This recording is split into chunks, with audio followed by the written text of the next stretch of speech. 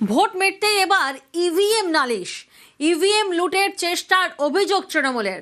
গাড়ি আটকে ইভিএম লুটের চেষ্টা করা হয় বলে এমনটাই অভিযোগ করা হচ্ছে। আবির প্রতিনিধি আমাদের সঙ্গে রয়েছেন। আবির, ঠিক কি কি অভিযোগ তৃণমূলের তরফ থেকে করা হচ্ছে?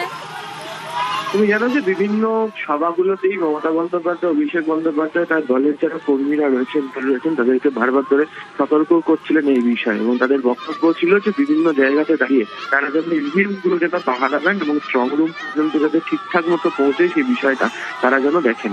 গতকালকেও নির্বাচন পর্বের পর বেশ কতগুলো জায়গা থেকে তৃণমূল কংগ্রেসের তরফ থেকে অভিযোগ করা হচ্ছে যে ইভিএম লুট করার চেষ্টা করা হয়েছে, বদলি করে দেওয়ার চেষ্টা করা হচ্ছে, এবং সেই কারণে তাদের দলের যারা এজেন্টরা রয়েছেন বা বহু জায়গাতে প্রার্থীরা তাদেরকে আরো বেশি সক্রিয় থাকতে বলে দেওয়া হচ্ছে। বিশেষ করে কোচবিহারের কতগুলো জায়গা থেকে তারা অভিযোগ করেছেন, পূর্ব মেদিনীপুর, পশ্চিম মেদিনীপুরে কতগুলো জায়গা থেকে তারা অভিযোগ এ ধরনের করেছেন, এবং তৃণমূল নেতৃত্বের বক্তব্য যে তারা এই বিষয়ে নিয়ে ইলেকশন কমিশনের কাছে নির্দিষ্টভাবে অভিযোগ দায়ের করবেন। বেশ,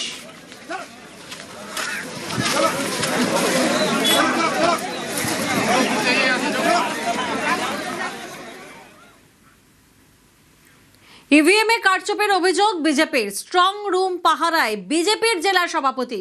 আলিপুরদুয়ারে ভোট মিটতেই কারচুপির অভিযোগ। ইভিএম পাল্টে দেওয়ার আশঙ্কায় বিজেপি নেতারা। আলিপুরদুয়ার বিশ্ববিদ্যালয়ের ডিসিআরসিতে স্ট্রং রুম। বিজেপির অভিযোগে স্ট্রং রুমে নিরাপত্তা বাড়িয়েছে কমিশন।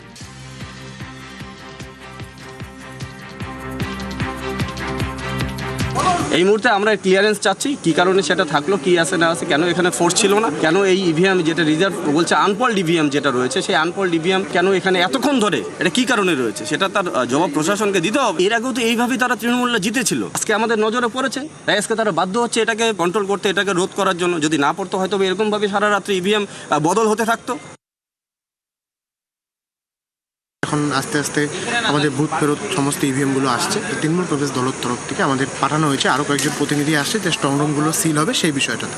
তো আমরা আসি, তো ওখানে আমরা জাম দেখতে পারি, তারপরে আমরা এদিক দিয়ে আসি, তো ভাবছি এদিক দিয়ে হয়তো ঢুকি ফাঁকা আছে। যদি এখন সব কিছু আমরা জানি যে নির্বাচন কমিশনের আন্ডারে সব কিছু আয়তাতে আছে, এখন যদি কোনো কিছু যদি এরকম অবশ্যই হয় তাহলে অবশ্যই সেটা নির্বাচন কমিশন বা প্রশাসনের গাফিলতি হিসেবেই আমরা ধরব। তো সেই বিষয়টা কি আছে আমরা তো পুরোপুরি না জেনে বলতে পারছি না।